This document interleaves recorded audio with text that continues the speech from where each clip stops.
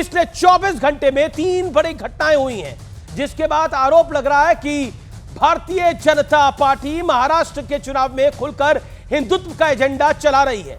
पहले महाराष्ट्र के उप मुख्यमंत्री देवेंद्र फडणवीस ने कहा कि अब आदित्य ठाकरे को असदुद्दीन ओवैसी और अबू आजमी जैसे नेता हिंदुत्व सिखाते हैं।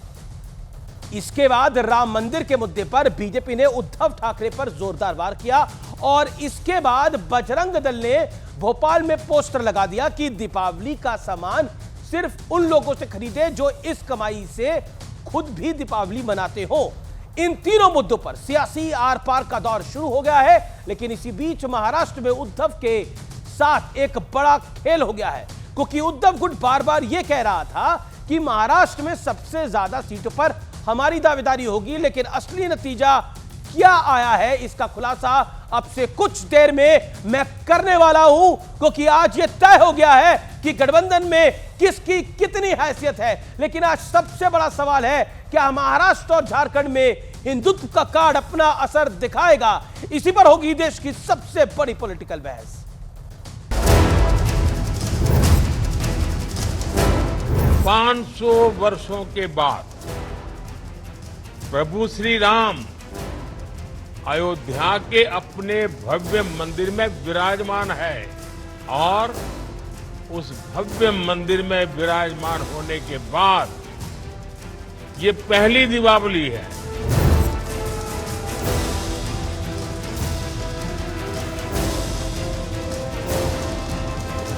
जिस हिंदुत्व के नाम पर बाला साहेब से लेकर उद्धव ठाकरे तक हुंकार भरते थे, आज उसी हिंदुत्व के नाम पर देवेंद्र फडणवीस उद्धव गुट को ललकार रहे हैं।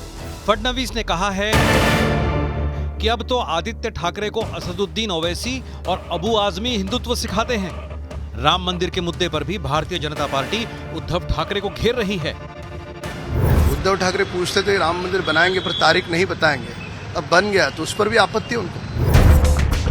चुनाव के बीच देवेंद्र फडणवीस का एक पुराना बयान भी सोशल मीडिया पर छाया हुआ है, जिसमें वो औरंगजेब के नाम पर ओवैसी को ललकार रहे हैं। औरंगजेब की समाधि पर वो असदुद्दीन ओवैसी जाता है और माथा टेकता है।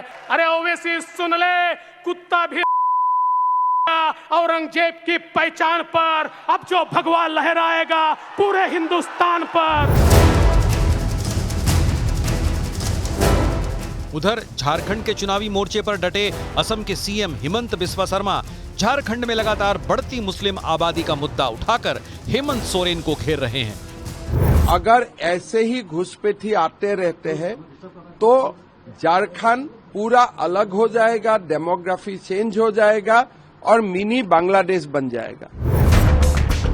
लेकिन इस सियासत के बीच भोपाल में बजरंग दल के पोस्टर पर बवाल मच गया है। इस पोस्टर में अपील की गई है कि दिवाली का सामान उन्हीं से खरीदें जो उस कमाई से दिवाली मना सके। लेकिन आज सबसे बड़ा सवाल है कि क्या हिंदुत्व महाराष्ट्र और झारखंड के चुनाव की धुरी बन रहा है? आज इसी पर होगी देश की सबसे बड़ी बहस। और अब वक्त है आर पार के सुप्रसिद्ध विश्लेषण का। महाराष्ट्र के चुनाव में हिंदुत्व के दांव का विश्लेषण। आबादी का गणित, यह बड़ा महत्वपूर्ण है आंकड़ा।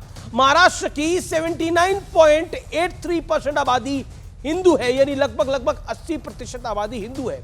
राज्य के सभी 36 जिलों में हिंदू बहुसंख्यक है अभी तक, लेकिन लोकसभा में 2024 में अपर कास्ट का वोट की अगर अब मैं बात करूं तो वहां पर 58% महायुति को वोट गया, 38% अघाड़ी के साथ गया। यानी ये जो अपर कास्ट मतदाता है ये अधिकतर महायुति यानी बीजेपी वाले अलायंस के साथ है और कांग्रेस वाले अलायंस के साथ नहीं है। लोकसभा 2024 में महायुति को मराठा वोटों का 40% मिला, जो एमवीए से अधिक है, यानी अघाड़ी से अधिक है।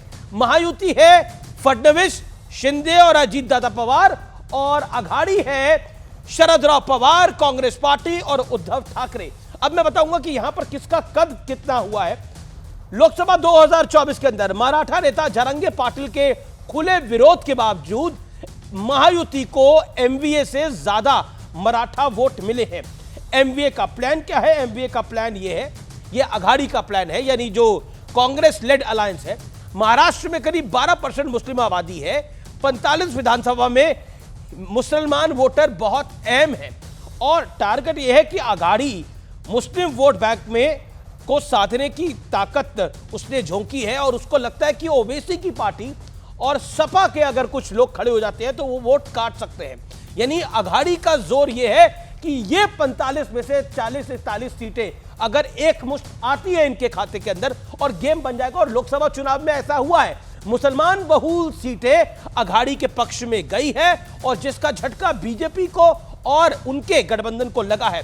और इसी बात की बात वारिस पठान ने भी अपने कई कार्यक्रमों में कही है कि देखिए वोट डाला लेकिन साथ नहीं दिया। अब मैं बढ़ता हूं आगे की तरफ। बड़ा फैक्ट क्या है, लोकसभा चुनाव में उद्धव गुट को कांग्रेस को अल्पसंख्यक वोट का फायदा मिला, जो मैं पॉइंट आपको बता रहा हूं। और मेरे पास सीट वाइज आंकड़े हैं जहां पर फायदा मिला है। लेकिन बड़ा सवाल क्या है आज के प्रोग्राम का, बड़ा प्रश्न यह है, लोकसभा चुनाव में झटके के बाद क्या हिंदुत्व के नाम पर एनडीए का कमबैक होगा या फिर एक बार फिर एनडीए को हार का सामना महाराष्ट्र में करना पड़ सकता है। और जिस तरह से अबू आजमी ने कहा और जिस तरह से बयानबाजी हो रही है वो देखने को मिलेगा। ये काफी सारे महत्वपूर्ण पॉइंट हैं। Prem Shukla from BJP, Bharatiya Janata party के नेता है। बृजमोहन श्रीवास्तव जिन्होंने आज बड़ा खेल कर दिया, नवाब मलिक को उतार के बीजेपी के साथ ही खेल कर दिया है इन्होंने। आनंद दुबे जो परसों तक कह रहे थे कि हम होंगे सबसे बड़ी पार्टी, आज मेरे पास कई सारे आंकड़े हैं जो कि बहुत कुछ बता रहे हैं। अजीज खान है मेरे साथ, इनको भी झटका लगाया, आघाड़ी ने इनको भी ठेंगा ही लगभग दिखा दिया है। मेरे साथ वारिस पठान, मेरे साथ ओवैसी साहब की पार्टी के नुमाइंदे हैं, असीम वकार साहब प्रवक्ता हैं एआईएमआईएम के, उनका भी अभिनंदन है। आप तमाम लोगों का अभिनंदन है इस कार्यक्रम के अंदर। लेकिन बड़ी ब्रेकिंग स्टोरी, बहुत बड़ी खबर आ रही है, महाराष्ट्र के चुनाव में बहुत बड़ी खबर आ रही है और बहुत बड़ा गेम हो गया है। यह बड़ा गेम क्या है अब मैं आपके समक्ष रखता हूं। वो बड़ा गेम यह है कि महाराष्ट्र के चुनाव में जो आघाड़ी का सीट प्रबंधन था, वो सामने आ गया है। और इस समय की बहुत बड़ी खबर है और इस समय की यह बहुत बड़ी खबर आई है, स्क्रीन पे आपको दिखाते हैं वो बड़ी खबर क्या है जी। चलिए हम थोड़ी देर बाद उस खबर को आप तक पहुंचाते हैं। लेकिन इस समय जो प्रेम शुक्ला है, प्रेम शुक्ला, बड़ी खबर तो यह है कि नवाब मलिक ने पर्चा भर दिया है। जिसको कल तक आप कहते थे दाऊद का आदमी है, आज वो आपका आदमी निकला। फंस गए आप तो बीच चुनाव के अंदर। क्या कैसे जाएंगे चुनाव में? बिल्कुल हमारा आदमी नहीं है। नवाब मलिक के बारे में हमारा स्टैंड जो कल था वो आज है, वही आगे भी रहेगा। और शिवाजी नगर मानखुर्द की सीट बंटवारे में शिवसेना के पास गई है। शिवसेना का प्रत्याशी वहाँ से नामांकन कर चुका है और हमारी युति में जो है उस सीट पर शिवसेना का प्रत्याशी ही युति का आधिकारिक प्रत्याशी है। हमारा नवाब मलिक के बारे में जब वो विधायक थे तब भी आदरणीय देवेंद्र फडणवीस जी ने स्पष्टता से कहा था कि श्रीमान नवाब मलिक जो हैं उनका समर्थन हमें स्वीकार्य नहीं है। तो ये उनके बारे में स्टैंड आगे भी हमारा जारी रहेगा। प्रेम शुक्ला, एनसीपी के साथ अजीत दादा पवार के साथ आपका अलायंस है कि नहीं है? निश्चित है। तो फिर एनसीपी के अजीत दादा पवार के वो उम्मीदवार है कि नहीं है?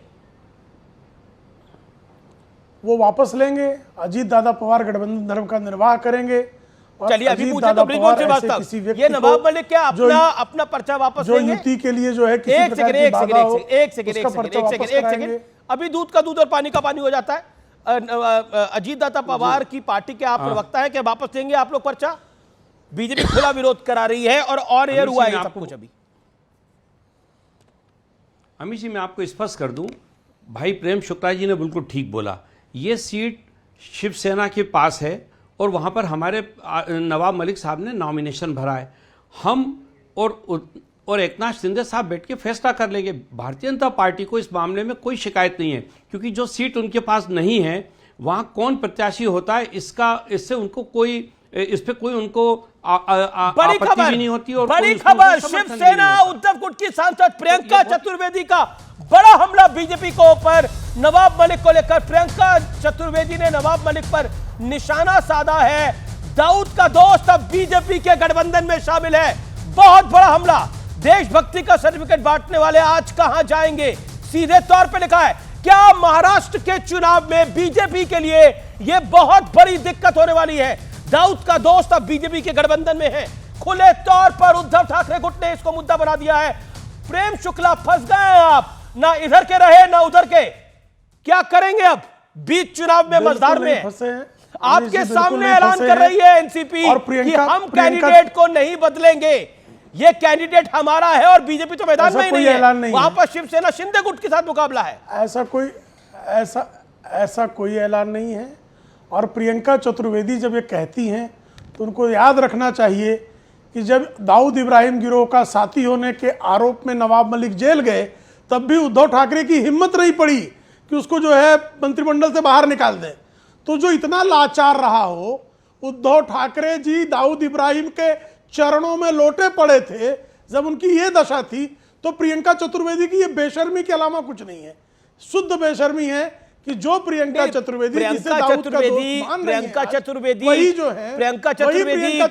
के जो क्या बेशर्मी है, क्या बेशर्मी नहीं है, विषय ये नहीं है। मुख्यमंत्रित्व काल में नहीं, मुद्दे की बात है, मुद्दे की बात है। आप लोग नहीं, नवाब मलिक को लेकर एक सेकंड नहीं, ये मैं जो कह रहा हूं गलत है। नहीं, नवाब मलिक को लेकर जो बीजेपी का स्टैंड था वो क्या करेगा? आपने, आपका अलायंस है उस पार्टी के साथ। मैं नवाब मलिक, आपका सर अलायंस है उस पार्टी के साथ। मैं नवाब आंसर दैट ना सर, आपका अलायंस है। या तो अलायंस तोड़ेंगे आप लोग, तो मैं उत्तर दूं। या तो स्टैंड लीजिए, अलायंस तोड़िए। पहले प्रश्न पूरा हो गया आपका? स्पष्ट करूं इस अमीश जी और कुछ बाकी है? एक आध प्रश्न। नहीं, मेरा प्रश्न यही है। अमीश जी कोई और? नहीं सर, मेरा प्रश्न कृपा करके सुन लीजिए। हमारा नवाब मलिक पर जो पहले मैंने उत्तर दिया, फिर उसको दोहराता हूं।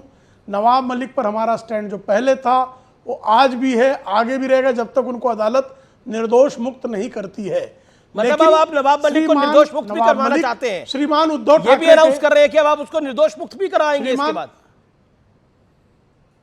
गजब बात करते हैं भाई साहब। मैं कह रहा हूं कि अदालत करेगी निर्दोष मुक्त। क्या अमीश जी क्या हो गया आप? नहीं, मेरे को कुछ नहीं हो गया, आपको क्या हो गया है? कल तक तो आप चिल्ला के बोलते थे प्रेम भाई। नहीं, हम आपको नहीं, कल तक तो आप चिल्ला के बोलते थे कि वो दाऊद का आदमी है, वो दाऊद का आदमी है। आज चिल्ला के बोल रहा हूं। नहीं, मैं अभी भी चिल्ला के बोल रहा हूं। नहीं, आज आपकी आपकी आवाज में वो गर्म जोशी नहीं है। देखिए, हम तो देश के लिए तब भी बोलते थे, आज भी बोलते हैं और आगे भी बोलेंगे। एकदम हमारे लिए देश महत्वपूर्ण है, लेकिन आरोप आपने लगाए थे सर, इसलिए फंसे आप हैं। जब तक उनको अदालत निर्दोष मुक्त नहीं करती है, तब तक हमारे मोहन श्रीवास्तव, आपका गठबंधन पार्टनर कह रहा है खुलेआम पर, इसी मंच पर, कि वो दाऊद के साथ मिला हुआ है और आपने दाऊद को मिलने वाले को टिकट दे दिया है एक सीट जीतने के लिए। एक सेकंड नहीं, अमीश जी मेरी बात पूरी नहीं हुई। Okay, NCP versus BJP. Okay, Ajit Dada Pawar versus BJP. Amish जी मैं बोलूं? जी नहीं, वर्सेस तो हो ही नहीं सकता। हमारे बीजेपी और अजीत दादा पवार वर्सेस हो ही नहीं सकता। मैं आपको इस मामले में बहुत स्पष्ट कर दूं, आदरणीय नवाब मलिक साहब के ऊपर आरोप लगे, उस आरोप के अंतर्गत वो जेल भी गए, जेल से उनको जमानत मिली है, अभी उनका केस अंडर ट्रायल है, आज तक उनको दोषी नहीं कहा गया है। एक शिकायत है, उस शिकायत के ऊपर जांच चल रही है, कोर्ट के सामने दोनों पक्ष रखे जाएंगे, वो अपना पक्ष रखेंगे, जो एजेंसियां वो अपना पक्ष रखेंगी। यदि कोर्ट उनको अपराधी घोषित करेगा तो जो एक अपराधी के साथ होता है वो हम लोग भी उनके साथ करेंगे। लेकिन आज एक व्यक्ति जो कि सिर्फ जिस पे आरोप लगा हो, आरोप के कारण आज हम उसको अपनी पार्टी से अलग नहीं कर सकते, क्योंकि आरोप अभी देश के अंदर कई लोगों पे आरोप लगे हैं, कई नेताओं पे आरोप है। अपना स्टैंड क्लियर कर रहे हैं, हालांकि वो कह रहे हैं कि हम तो, हमारा स्टैंड वही है। बीजेपी, देखिए एक बात फिर मैं आपको एक बात फिर बता दूं जी, मैं एक बात फिर बोल दूं, एनडीए के अंदर भारतीय जनता पार्टी ने इस मुद्दे पर हमारे रुख को कहीं ना कहीं एक मूक स्वीकृति दी है कि ठीक है, अगर उनके ऊपर आरोप सिद्ध हो जाएगा तो जो हश्र, अच्छा मतलब आप कह रहे हैं कि मूक स्वीकृति दी है। ओके, ये बड़ी खबर है। आरोप नहीं लगा है ये, अच्छा ठीक है, ये तो बहुत बड़ी खबर है कि, यानी आप कह रहे हैं कि मूक स्वीकृति दी है, ये तो बहुत बड़ी खबर है। प्रेम शुक्ला टीवी पे कुछ और कह रहे हैं, अंदर कुछ और कह रहे हैं आप लोग कि हम आदरणीय एकनाथ शिंदे साहब के, अमित जी, हम एकनाथ शिंदे साहब के साथ बैठ के बात कर लें, अगर एकनाथ शिंदे साहब हमारी बात से सहमत होते हैं तो कोई आपत्ति नहीं होगी बीजेपी को। सीट एकनाथ शिंदे की पार्टी हो गई है, जो भी आपत्ति लेना है वो लेना है। नवाब मलिक के नाम पर हमको आपत्ति है। जी एक सेकंड, ये नवाब मतलब मलिक आप के टीवी नाम पे पर कुछ और भारतीय बोल रहे हैं, जनता पीठ पार्टी पीछे को कह रहे हैं कि हाँ स्पष्टता खड़ा से कर दीजिए, आपत्ति कोई है। दिक्कत नहीं है। कमाल है प्रेम शुक्ला, ये सारे भेद खुल रहे हैं आप लोगों के। कोई पीठ पीछे नहीं कहा जा रहा है। अरे आपके कोई सामने पीठ बोल रहे हैं पीछे उनके नहीं, प्रवक्ता, कोई पीठ आगे मूक नहीं। स्वीकृति दी बहुत गई है। मैं कह रहा हूं गलत, मैं इसको अस्वीकार करता हूं, एकदम स्पष्ट, कोई स्वीकृति नहीं है। नवाब मलिक के नाम का हमारा विरोध था, है और रहेगा। नवाब मलिक वो सीट जो है, देखिए वो मैंने तो शिवसेना- कुछ एक नहीं बोला है, शिवसेना को सब दी कुछ हुई सामने आ रहा है। शिवसेना का प्रत्याशी वहां अधिकृत है। यजमान के मैं भी तो केस कह रहा उनके हूं ना, आपके सामने सामने है। ही कह रहा हूं, कोई वो पीछे कहते थोड़ी हैं कह ना रहा हूं। प्रेम भाई, आप बहुत मैं भी तो हिंदुत्व पे आपके पकड़ सामने रखते ही कह रहा हैं, हूं। यजमान के बाल उसके सामने आ मैं गए तो सामने ही कह रहा हूँ भाई साहब, मैं तो वही कह रहा हूँ भाई साहब, मैं तो बाल कह रहा हूँ, गिन लीजिए। अभी अरे ये फंस कोई गए आप आपत्ति लोग। शिवसेना को लेना है, बीजेपी को हमारी इसमें आपत्ति नवाब लेने का मलिक कोई पर मुद्दा नहीं है। हमारा स्पष्ट नीति है। एक सेकंड, क्या कह रहे हैं आपके कह रहे हैं प्रेम बृजमोहन श्रीवास्तव?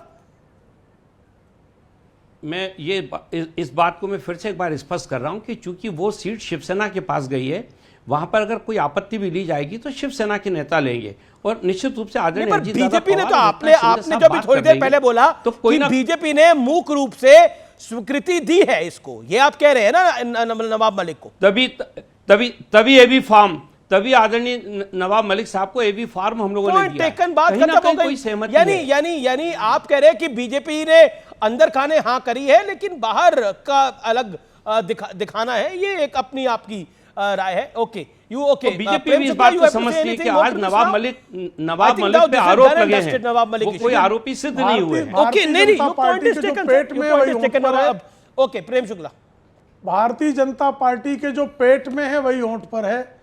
बहुत स्पष्ट है कि दाऊद इब्राहिम के साथी होने के आरोप लगे, किसी भी व्यक्ति को सीट देने का हम विरोध करते हैं। ठीक है, बहुत स्पष्ट है। आप और वो विरोध सीट कर रहे शिवसेना हैं, को दी हुई लेकिन है। शिवसेना एनसीपी का उद्धव गुट कह रहा है कि प्रत्याशी वैसे स्वीकृति दे रखी है, ये अभी क्लेम हमारे चैनल पे हो रहा है। ओके, आनंद दुबे, आप बड़े आनंद में हैं।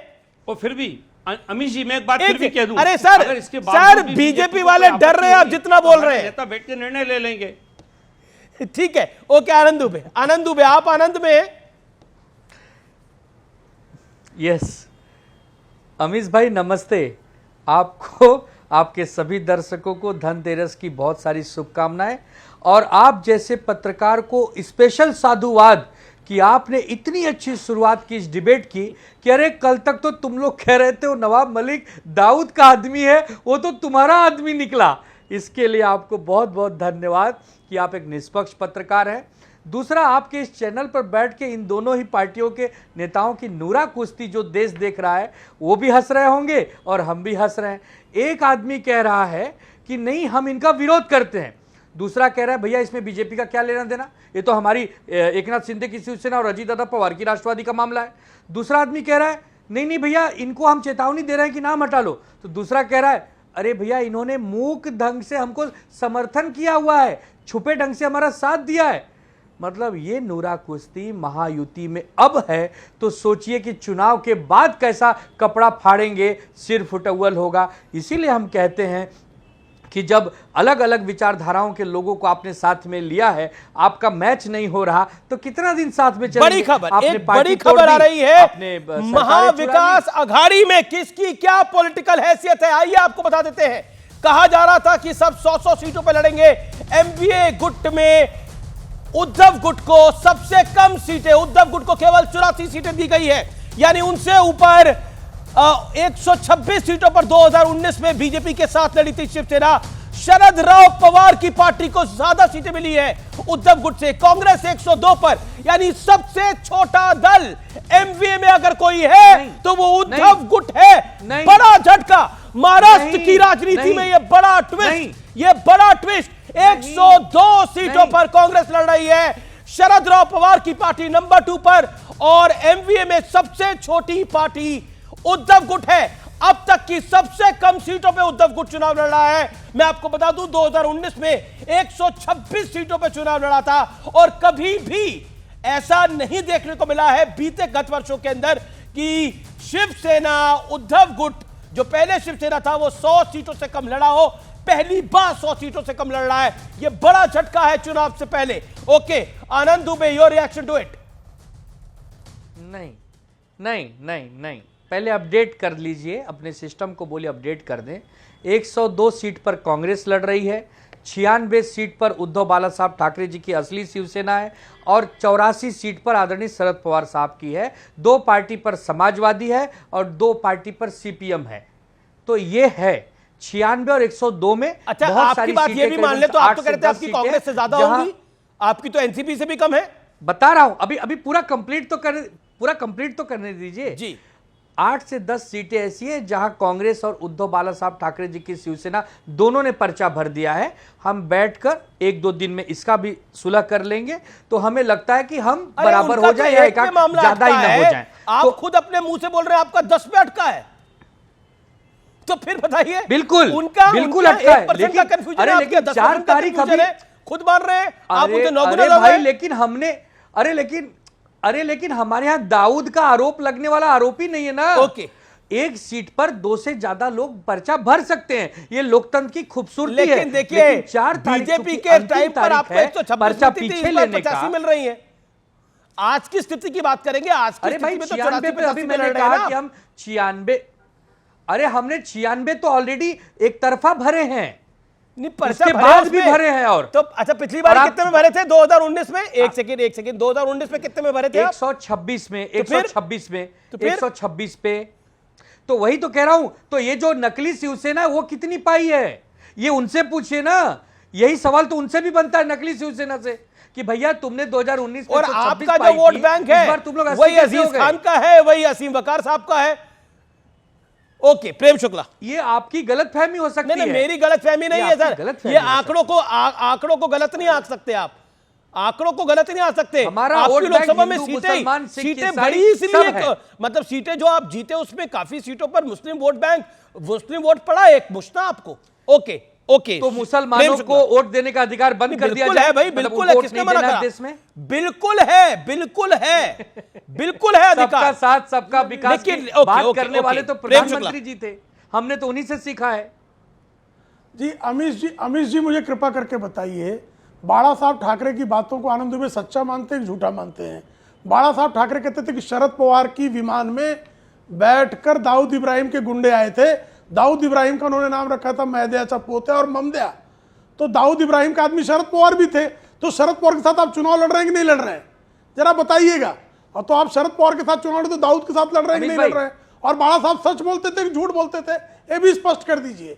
दाऊद इब्राहिम के साथी अनिल शर्मा द्वे डिफेंस मिनिस्टर जब थे, शरद पवार उनकी विमान में सवार होकर आए और स्वयं बाला साहब ठाकरे शिवाजी पार्क में विजयादशमी की रैली में ललकार कर कह रहे थे कि शरद पवार दाऊद इब्राहिम के साथी हैं। तो दाऊद इब्राहिम के साथी होने से सर्टिफिकेट कब दे दिया कि नहीं है साथी? उद्धव ठाकरे को यह ज्ञान कब प्राप्त हुआ? दाऊद गिरोह छोड़ दिया है, ये भी कृपा करके बता दीजिए। अमित भाई बताऊं अमित भाई बताऊं, आदरणीय बाला साहब ठाकरे जी, आदरणीय शरद पवार साहब हर साल में एक बार भोजन पर मिला करते थे। ये प्रेम शुक्ला जी को भली भांति मालूम है। अब आप सोचिए कि बाला साहब ठाकरे जी और शरद पवार साहब भोजन कर रहे हैं, तो दाऊद इब्राहिम के आदमी के साथ बाला साहब ठाकरे जी भोजन करेंगे क्या? प्रेम शुक्ला जी, आप अपने पुराने नेता, इतने बड़े नेता के ऊपर प्रश्न चिन्ह कैसे खड़ा कर सकते हैं भाई साहब? आदरणीय बाला साहब ठाकरे जी शरद पवार साहब मित्र थे, तो क्या दाऊद इब्राहिम के आदमी के साथ वो मित्रता करेंगे? आप कैसी बातें करते हैं? अरे नवाब मलिक को आपने दाऊद का आदमी बताया, आपने अभी टेलीविजन पर बोला कि नवाब मलिक दाऊद का आदमी है, हम उसके खिलाफ हैं, और आप अभी कह रहे हो कि अरे बाला साहब ठाकरे जी सच्चे थे, बाला साहब ठाकरे जी शरद पवार के दोस्त थे। अगर दाऊद आपके कहने के अनुसार अगर दाऊद इब्राहिम के आदमी थे तो बाला साहब ठाकरे जी खाना खिला रहे? कमाल करते हो यार, एक तरफ कहते हो और शुक्ला जी एक all audio down. Prem Shukla 30 second आप कंप्लीट कर लीजिए। प्रेम शुक्ला शायद आप अपने 30 सेकंड कंप्लीट कर लीजिए, फिर आनंद दुबे आप बोलिए। दोनों बीच में बोलेंगे तो कोई फायदा नहीं। सामना की प्रतियां भेज देता हूं। बाला साहब ठाकरे ने एक बार नहीं 50 बार कहा है कि शरद पवार दाऊद इब्राहिम का साथी है। दाऊद इब्राहिम के खिलाफ उन्होंने खुलकर कहा है और उसके बाद उन्होंने जो है दाऊद के लोगों को पालता। जब शरद पवार सरकार में थे तो बाला साहब ठाकरे को अरेस्ट करने का आदेश निकला था 2000 में, ये याद है कि नहीं याद है? और उन बाला साहब ठाकरे की पार्टी को तोड़ने का काम शरद पवार ने पहली बार किया था कि नहीं किया था? क्या बातें कर रहे हैं आप? छगन भुजबल को कौन तोड़ कर ले गया था? ठीक है, you made your point. Okay, sir, you made your point. Okay, silence on the floor. आनंद दुबे दो बहुत बातों का जवाब। एक तो देवेंद्र फडणवीस का 2022 का भाषण इस समय वायरल हो रहा है कि अब आदित्य ठाकरे को हिंदुत्व की बात कौन ये जो भाषा बोली गई उस पर आप क्या रिएक्ट करना चाहते हैं? अमीश भाई, ऐसा है कि आदरणीय शरद पवार साहब और आदरणीय बाला साहब ठाकरे जी आपस में राजनीतिक मतभेद रखते थे, राजनीतिक वैचारिक लड़ाइयाँ उनकी होती थी, लेकिन वो दोनों बहुत अच्छे मित्र भी रहे। पूरा महाराष्ट्र जानता है, पूरा देश जानता है। वो कोई साल नहीं गया जब साल में दोनों इकट्ठे बैठकर भोजन न करते। लेकिन दोनों की राजनीति अलग थी। और दुनिया को मालूम है, हमारी शिवसेना अलग थी, राष्ट्रवादी अलग थी। आज हम सरकार में साथ में वर्षों तक एक दूसरे के खिलाफ लड़ते आए, लेकिन कोई व्यक्तिगत लड़ाई थोड़ी थी, कोई मनभेद थोड़ी था, कोई दाऊद इब्राहिम के आदमी थोड़ी थे। जिस प्रकार नवाब मलिक को ये लोग कह रहे हैं कि वो दाऊद का आदमी था, अंत में तो इन्हीं का आदमी निकला। इन्होंने बी फॉर्म दे दिया, इन्होंने बी फॉर्म दे दिया। और रही बात हिंदुत्व छोड़ने की, एक बात बताइए अमीश भाई, एक बात बताइए अमीश भाई, हम कहां हिंदुत्व छोड़े हैं? अरे हमने बीजेपी को छोड़ा है। बीजेपी अपने आप को अगर हिंदू समझ रही है तो उसकी गलत फहमी है। सुधर जाओ, सीखो, पढ़ाई करो। आप अकेले हिंदुत्व का ठेका थोड़ी लिए हैं, बहुत सारी पार्टियां हैं, बहुत सारे संगठन हैं। ठीक है, ठीक है। असीम बकार मना रहे हैं, दिवाली मना रहे हैं, होली मनाते हैं। असीम बकार, अक्सर कांग्रेस जब हारती है या फिर इंडिया अलायंस की पार्टी हारती है तो जिम्मेदारी ईवीएम के साथ साथ ओवैसी साहब की पार्टी की भी आती है। लेकिन महाराष्ट्र में खेल अलग है, और महाराष्ट्र में खेल यह है कि चाहे वो एनसीपी शरद राव पवार गुट हो, चाहे वो शिवसेना उद्धव गुट हो, और चाहे वो कांग्रेस हो, यानी अघाड़ी, इन सबको मुस्लिम वोटों की बहुत बड़ी दरकार है। और उन्हें लगता है कि उसमें स्पीड ब्रेकर आपकी पॉलिटिकल पार्टी है। और जो देवेंद्र फडणवीस का 2022 का पुराना बयान वायरल हो रहा है, उस पर आपका रिएक्शन? देखिए, अगर ओवैसी साहब को स्पीड ब्रेकर मानते हैं कांग्रेस वाले, तो ओवैसी साहब के साथ आ जाएं या ओवैसी साहब को अपने साथ कर लें। किसी ने रोका है क्या उनको? दूसरी बात, देवेंद्र फडणवीस साहब ने जो बयान दिया है, जो भाषा का इस्तेमाल किया है, असल में होता क्या है कि जो हम सीखते हैं बचपन में, अपने फैमिली में, अपने परिवार में, वो कभी ज़िंदगी में हम भूलते नहीं हैं, उसको हम अपने ज़िंदगी में इस्तेमाल करते रहते हैं। तो जो भाषा उन्होंने इस्तेमाल की है, औरंगजेब की कब्र पर वो असाउद्दीन ओवैसी जाता है, माथा टेकता है, अरे ओवैसी सुन ले, कुत्ता भी ना डैश डैश डैश करेगा औरंगजेब की पहचान पर, अब जो भगवा लहराएगा पूरे हिंदुस्तान पर। नहीं, बात समझिएगा। जिना की मदार पर अडवाणी जी गए कि नहीं गए थे, इस बात पर इनकार कर लीजिए। तो औरंगजेब वो बादशाह हैं, औरंगजेब रहमतुल्लाह अलैह, जिन्होंने मानसरोवर जीत कर हिंदुओं को दिया, चाइना से छीन कर दे दिया। और जिना वो शख्स हैं जिन्होंने हिंदुस्तान पाकिस्तान का बंटवारा कराया।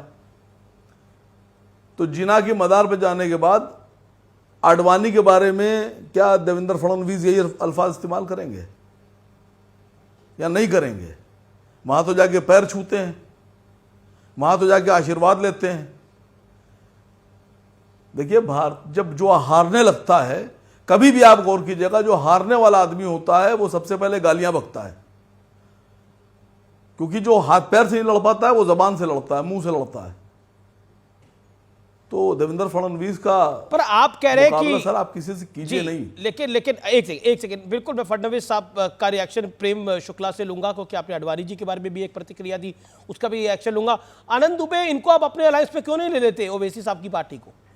वोट तो आपको भी चाहिए भाई। बहुत बढ़िया सवाल पूछा आपने अमीश भाई। ये भारतीय जनता पार्टी और AIM ये दोनों एक दूसरे की A टीम और B टीम है। छुपे दरवाजे से एक दूसरे के साथ हैं, इस टीवी पर अलग अलग बैठे हैं। अच्छा। विचारधारा सेम है। अच्छा, एक जन जिन्ना जी की मजार पर जाकर वहां नमस्ते कर रहे हैं, और दूसरे जन वो औरंगजेब की मजार पर जाकर बैठे हैं। दोनों को आप क्या समझते हैं? बहुत बढ़िया बोला यही आपने। नूरा कुश्ती है। मतलब आपकी राय में एक दूसरे की सेकंड, मदद आपने करते बोला हैं ये लोग। आपने इनको बोला सबक सिखाना आपने बोला है। औरंगजेब की मजार पे जाना भी गलत है उतना ही जितना जिन्ना की मजार पे जाना गलत था ना, यही कह रहे हैं ना आप? बिल्कुल। और बिल्कुल, आपने जिसको अब बिल्कुल। आपने अब आप एक जनाब आपने बहुत बड़ी बात बोली है, लेकिन आपने जिसको राज्यसभा में भेजा इमरान प्रतापगढ़ी, वो औरंगजेब के बारे में क्या कहता था जिसके पक्ष में आपने वोट डाला था? इमरान प्रतापगढ़ी औरंगजेब के बारे में क्या पढ़ता था बताइए? तो जिसको आपने राज्यसभा में भेजा कैसे भेजा? वोट डाला जी आपने। मैं वही कह रहा हूं कि हमने थोड़ी भेजा है, कांग्रेस पार्टी ने भेजा। वाह पूछो वाह उनकी वाह प्रवक्ता वाह से, वाह, क्या कारण था? हम तो बाहरे रूप, औरंगजेब बाहरे को रंग। कल भी शैतान मानते थे, ओके, आज भी ओके। शैतान मानते असीम हैं, वकार, कल भी असीम वकार, मानेंगे। your reaction ये is important। छत्रपति शिवाजी महाराज का देश ओके। है, ये उनका राज्य है। यहाँ औरंगिया नवाब औरंगिया मलिक नहीं को चलेंगे। लेकर तो आप यहाँ बीजेपी अहमद अब्दाली नहीं बीजेपी चलेगा। को आप घेर रहे यहाँ थे। पर महाराणा प्रताप नवाब चलेंगे। मलिक को तो अभी यहाँ पर टिकट हुआ है जिस पर पृथ्वीराज बीजेपी चौहान खुला विरोध चलेंगे। कर रही है, यहाँ छत्रपति आपने शिवाजी राज्यसभा महाराज भेज दिया एक आदमी को। ओके, असीम वकार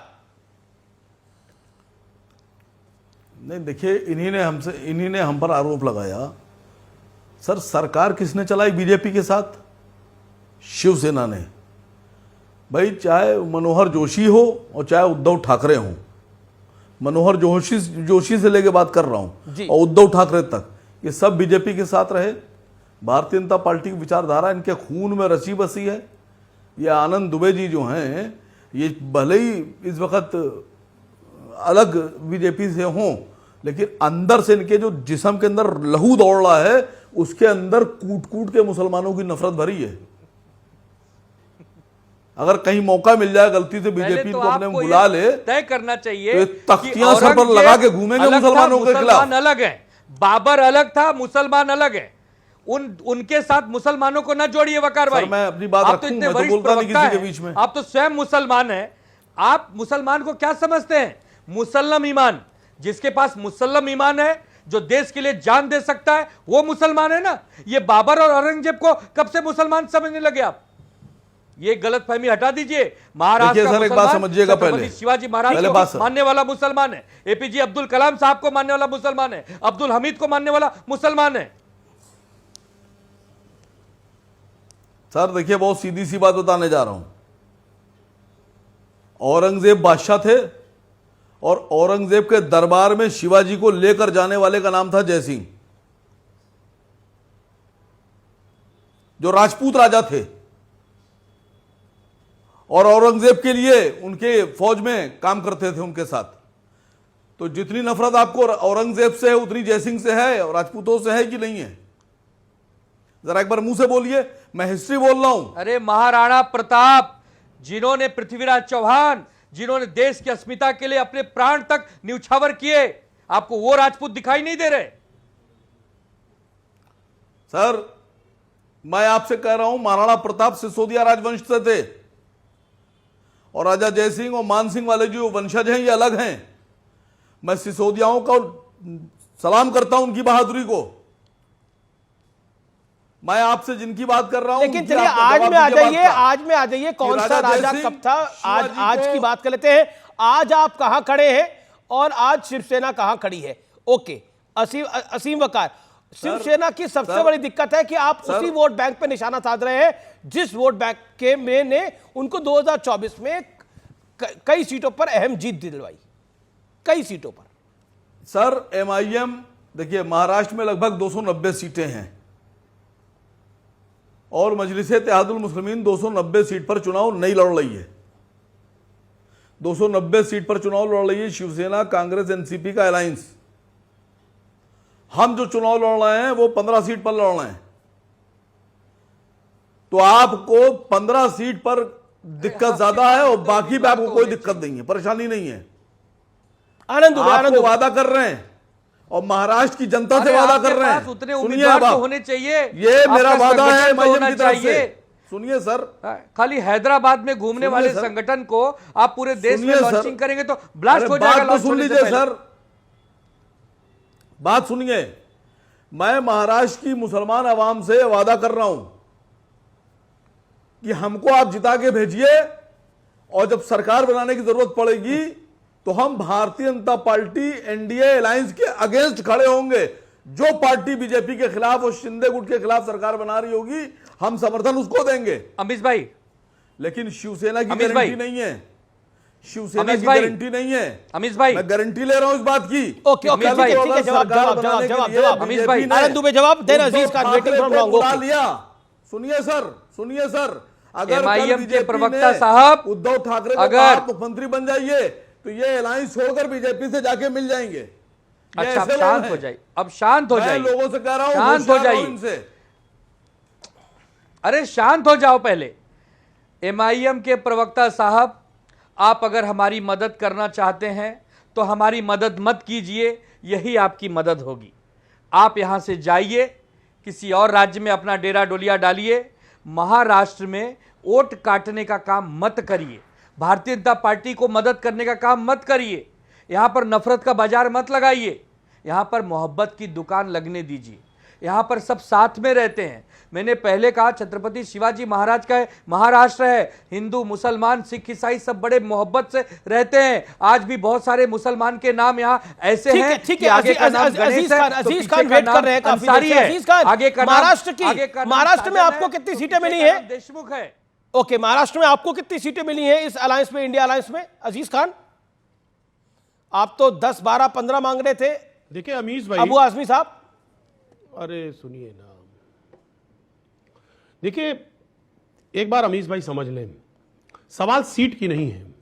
सवाल यह है कि बीजेपी आज जिस तरह पूरे देश में नफरत का माहौल पैदा किए हुए है, और अभी देखिए तमाम बड़ी बड़ी बातें पैदा हो रही थी कि साहब नवाब मलिक के बारे में और तमाम बातें, यही बीजेपी है पता नहीं क्या क्या आरोप लगा रही थी। जब अपनी बात आई तो किस तरह ये मुकर रहे, देखिए ये कैसे बेनकाब हो रहे, इस बात को आप देख पा रहे हैं। ये वही बात है कि दिलों में आग, लबों पर गुलाब रखते हैं, ये अपने चेहरे पर दोहरा नकाब रखते हैं। देखिए ये वही लोग हैं, ये जब बेनकाब हो जाते हैं तो ये पता नहीं क्या क्या बातें करते हैं। अभी औरंगजेब पे आपका स्टैंड क्या है? जो आपको फडणवीस जी का बयान नफरत भरा लग रहा है, उस पर आपका स्टैंड क्या है? क्या आप इस बयान के साथ हैं, इसके खिलाफ हैं, इसके पक्ष में हैं?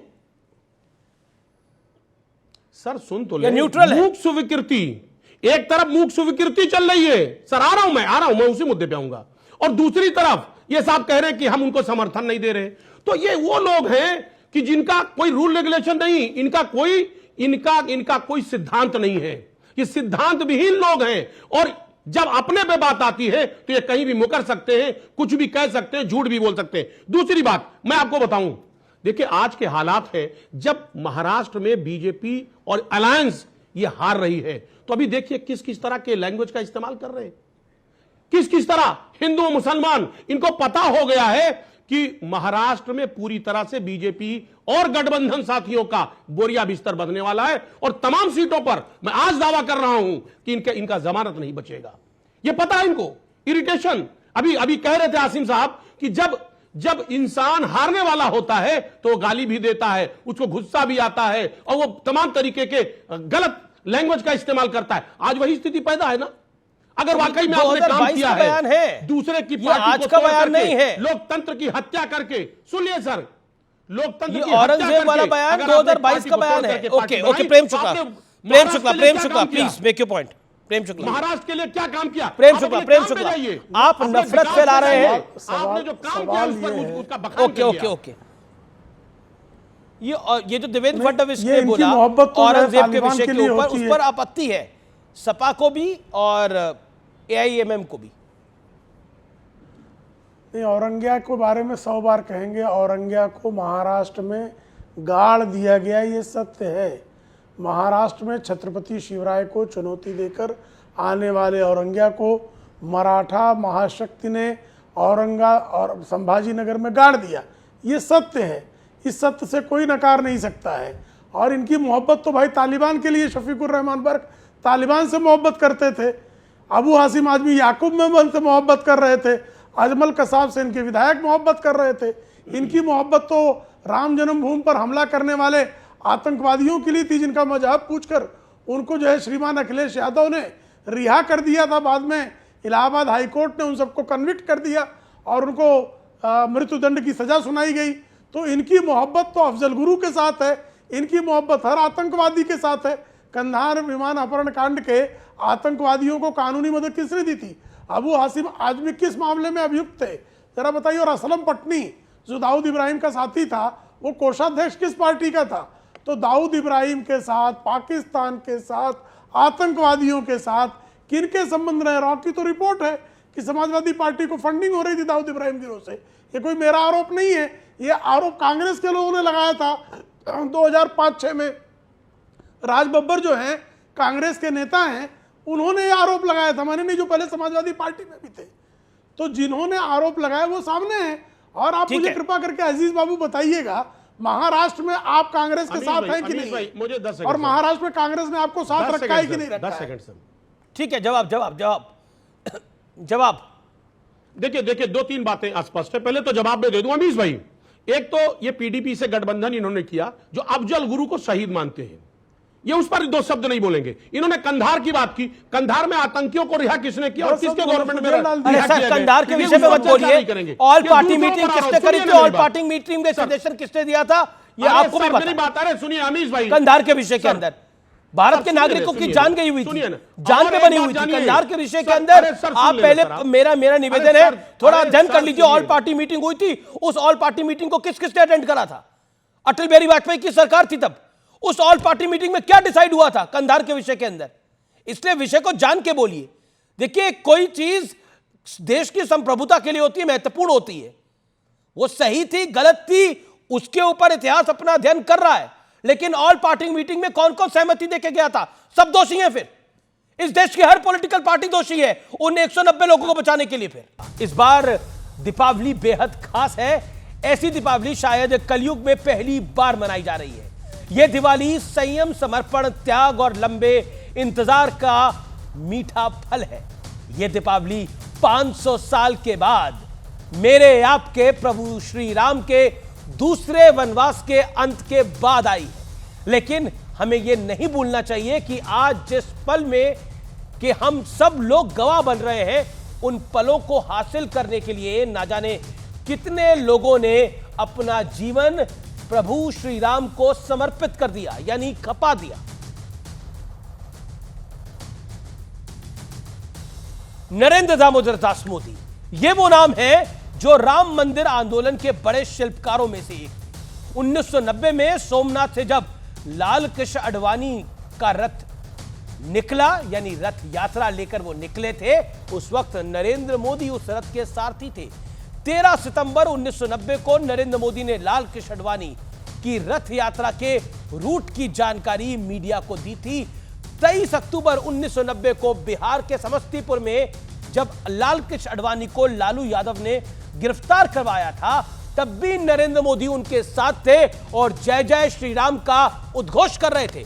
और राम की कृपा देखिए, करीब 2.5 दशक बाद वही नरेंद्र मोदी जो सारथी था, वो दुनिया के सबसे बड़े लोकतंत्र का प्रधानमंत्री अर्थात मुखिया बन गया था। 2014 में नरेंद्र मोदी पूर्ण बहुमत हासिल करने वाले पहले गैर कांग्रेसी भारतीय प्रधानमंत्री बने। फिर आया 5 अगस्त 2020 का वो ऐतिहासिक दिन जब पूरी दुनिया ने नम आंखों से अयोध्या में श्री राम मंदिर का भूमि पूजन देखा। और हमेशा की तरह एक बार फिर नरेंद्र मोदी एक लीडर की तरह उस कार्यक्रम में यजमान की भूमिका में दिखाई दी। और इतना ही नहीं, उन्होंने उस महायज्ञ को अंतिम पड़ाव तक भी पहुंचाया। यानी राम की कृपा से मंदिर बनकर तैयार हो गया और मोदी के काल में तैयार हुआ। 22 जनवरी 2024 वो दिन था प्रभु श्री राम का साक्षात अपने भव्य भवन में, अपने भव्य महल में विराजमान हो गए। राम मंदिर आंदोलन के 500 सालों में दिन बदले, मौसम बदले, साल बदले, शासन बदले, सरकारें बदली, बस एक बात जो कभी नहीं बदली वो थी राम मंदिर को लटकाने, भटकाने और अटकाने की निरंतर कोशिश। 2019 के लोकसभा चुनावों से भी पहले कांग्रेस के नेता कपिल सिब्बल ने आखिरी बड़ा प्रयास किया था और तभी 2019 में लटक गया था यह मामला चुनावों तक। आज इस पावन मौके पर मैं उन लोगों का जिक्र नहीं करूंगा जिनका पूरा जीवन रामद्रोह में बीता है, क्योंकि आप सभी जानते हैं वो कौन है जिन्होंने राम मंदिर को रोकने के लिए एड़ी चोटी का जोर लगा दिया व्यूअर्स। लेकिन वो कहते हैं ना, होई है सोई जो राम रची राखा, और हुआ भी वही जो राम जी ने रचा हुआ था। आप सभी को दीपावली की अग्रिम शुभकामनाएं, आप सबको धनतेरस की बहुत बहुत शुभकामनाएं। ये राम का काज था जो राम ने आके करवा दिया, इसलिए यह दीपावली बेहद खास है। दिवाली के पटाखों के बीच, मिठाइयों के बीच अपने परिवार के साथ अयोध्या में श्री राम मंदिर जो बना है उसको याद करिए। 550 साल बाद ये दिन देख रहे हैं हम, 550 साल बाद ये दिन देख रहे हैं। वाकई ये अभूतपूर्व है और बहुत महत्वपूर्ण है। आप सबको मेरा जय सिया राम और एक बार फिर बहुत बहुत शुभकामनाएं। हाँ,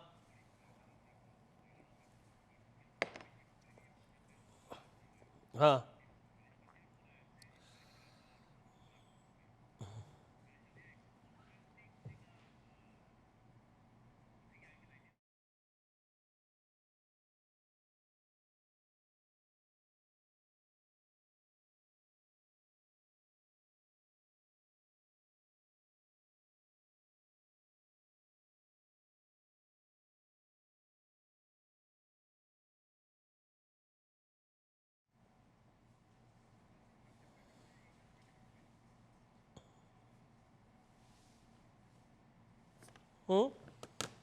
हाँ, यही करेंगे ना।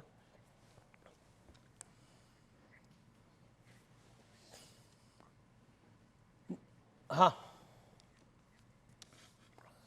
नमस्कार व्यूअर्स, मैं हूं अमीश देवगन और आप देख रहे हैं इस समय सीएनबीसी आवाज पे टक्कर, क्योंकि रात के 9 बज चुके हैं। महाराष्ट्र के डिप्टी सीएम देवेंद्र फडणवीस ने कहा है कि अब आदित्य ठाकरे को असदुद्दीन ओवैसी और अबू आजमी जैसे नेता हिंदुत्व सिखाते हैं। इसके बाद राम मंदिर के मुद्दे पर बीजेपी ने उद्धव ठाकरे पर वार किया है। सीटों के बंटवारे पर दोनों गठबंधनों में जोरदार वाद विवाद चल रहा है। उद्धव गुट को कांग्रेस से कम सीटों पर समझौता करना पड़ा है। इस बीच कई और सारी खबरें हैं। आज टक्कर में सभी मुद्दों पर सीधी होगी बात। आप देख रहे हैं सीएनबीसी आवाज का टक्कर का आज का बेहद खास एडिशन, धनतेरस एडिशन। वक्त एक अंतराल का है, लेकिन अंतराल के बाद एक बहुत बड़ी खबर। देखते रहिए सीएनबीसी आवाज। वेलकम बैक व्यूअर्स, आप देख रहे हैं सीएनबीसी आवाज पे टक्कर का आज का एडिशन। तो फिलहाल सीएनबीसी आवाज के टक्कर के आज के एडिशन में इतना ही। आप सबको दीपावली की अग्रिम शुभकामनाएं और धनतेरस की भी बहुत बहुत शुभकामनाएं। नमस्कार, धन्यवाद।